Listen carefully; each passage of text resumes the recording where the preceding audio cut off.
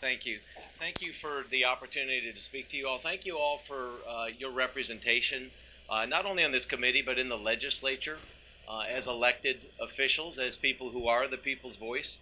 Your point is duly noted. There are people on both sides of the issues that are going to be discussed, and it has ever been thus. I mean, on these issues and on pretty much everything else that passes through the halls of the legislature here in Frankfurt. That's the greatness of America in some measure. I mean, this is arguably democracy in action. There's variations of that, but the great thing about being a free people with free will is we can come and express our opinion. You made a couple of comments. I want to make things that I had not thought to say, but I was struck by as I came through here. You made a comment about the call for professionalism. And I would say this because I know there's folks out here, but there's folks probably watching as well on the live feed. I think it is important for us to be civil, frankly. I mean, as I was coming through, the kind of vulgarity with no substance behind it serves no purpose. It really doesn't on either side. And for people to just call each other, insulting names and to be angry and divisive, it's fine. It's like being in the eighth grade, I guess, but it doesn't serve the purpose. I think what is important for us to understand, and what I would challenge each of you as legislators and those that are going to be weighing these decisions, is what is really substantively and defendably the right thing to do. And so I just want to share with you broadly a couple of things. Before I do that, though, I also want to touch on something else that we heard just moments ago coming through the walls of this room, through the doors as they were open. Working people do matter. Working people matter a ton. Working people pay for everything. That's the reality of it. Working people are the people that pay the taxes, that pay our salaries, that afford us the ability to pave roads and educate children and provide law enforcement in the whole 9 yards. And it's important and it's right. And so indeed they're probably seeing this. Working people matter. But it's important to understand what are working people. Working people are people who have jobs, frankly. And what we want is an opportunity for people to actually have employment. And it's interesting to me, if you look at the facts, and this is what I would encourage you to do. I talk to governors all the time. I talk to governors that are governors of other states, of right-to-work states and non-right-to-work states. For those that are governors in right-to-work states, I ask them, when you're competing against Kentucky, what is it that's your greatest competitive advantage? Not one time have I heard anything other than the fact that we are not a right-to-work state is a disadvantage to us. And the irony is that those who are opposed to this feel that this will somehow come as a threat to them and to job creation. But the facts, and I would defy you to find any study done by anyone that shows the opposite, because there is none. Over the last 10 years, the states in which there is right-to-work legislation have actually seen an increase not only in overall jobs, but in union jobs. The top 5 states in the country where union jobs are growing the fastest. And these presumably are largely union folks who feel that this is a threat to them.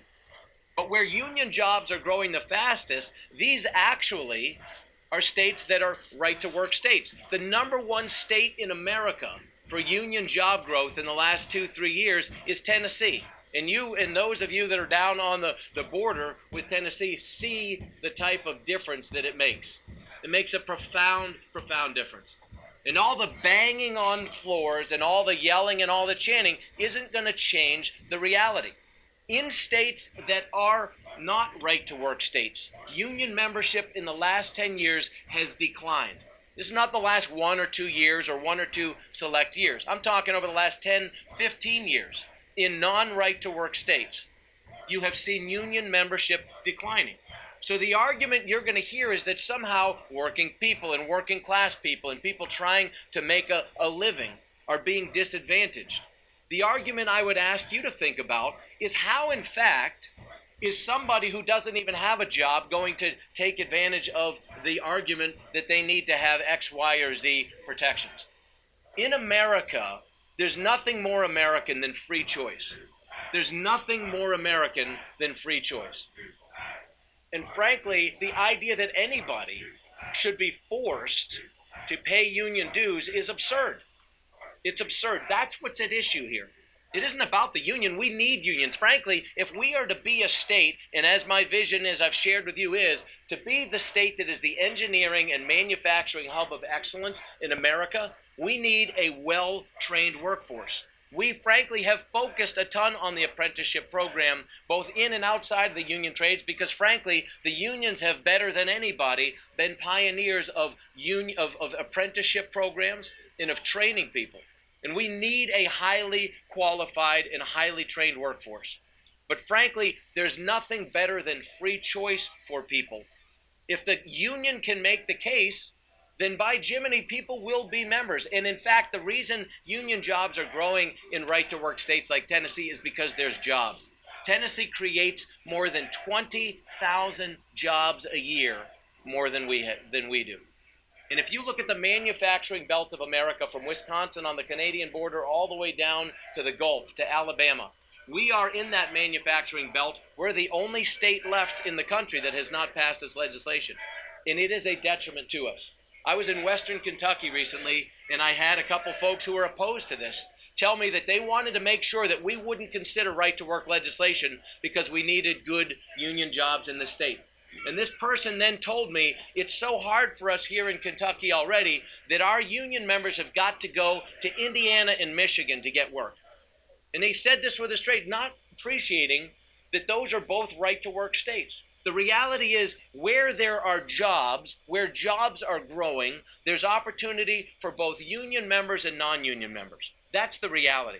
This is not a threat to any particular form of employment. It is a function of giving people a choice. And frankly, we owe it to them. And as it relates to other issues that are going to come before you, which are prevailing wage, again, why should we artificially set certain thresholds for how we spend the taxpayers' money? You all are stewards of the taxpayers' money. Your responsibility is to make sure we get the best return for those dollars. To pay 20, 25, 30% more, and you're going to hear plenty of statistics from, including, among others, the people in our school districts. They don't want to pay 20, 25, 30% more for some of the projects that they're doing. They don't. And we know for a fact this is what we've done. The questions you need to ask yourself is, if in fact artificially inflating the wages that we pay doesn't produce a tangible benefit in quality or timeliness, why are we doing it? If in fact forcing people as a condition of employment to pay dues that they may or may not want to pay doesn't actually help them be employed as a populace, what then are we doing this for? Let's focus on why we are doing these things. Freedom is American. Choice is American. And I encourage you, be strong. Don't be distracted by the noise and the static. Do what is the right thing to do, because this too shall pass. And at the end of the day, what is right is what's right. I'm happy to take any questions from you on any fronts, but I will simply say this. We as a state are at a disadvantage to be the only state in the South that has not passed right-to-work legislation. We are a state that is at a tremendous disadvantage, being the only state in the manufacturing belt from Canada to the Gulf that has not passed this legislation. That's the reality of it. And other governors love it, and we have lost business. The last point I'll make is that you take a look, for example, at Volvo, which last year made the decision, 2 years ago made the decision to go to South Carolina. That's a state that could have and should have, that's a company that could have and should have been here. But because we were not a right-to-work state, we did not make the final cut. These are the kind of things we've got to be mindful of. This isn't a silver bullet. It's not as if passing either of these pieces of legislation, repealing the one and passing the other, these aren't things that are going to be magic wands. They're not going to instantly transform things, but they're going to give us the ability, if we know for a fact, and we do, that a third of companies, a third of Fortune 500 companies and smaller companies as well, will not locate in or expand in a state that has not passed right-to-work legislation. That means some will, 2/3 will, but why would we voluntarily fish in a pond that's 2/3 the size of everybody else? That's the question we need to ask ourselves. And so as you hear from folks, ask hard questions, ask fair questions, be civil, be respectful, be more respectful than those that are outside these walls or being of you. And do listen with an open ear. but make, at the end of the day, the right decision.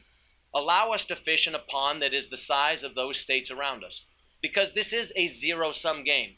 Because when a Volvo or whoever it is decides not to come to Kentucky, they're going somewhere else. And when they're deciding about moving from Europe to the U.S. for the first time, they're going to go somewhere.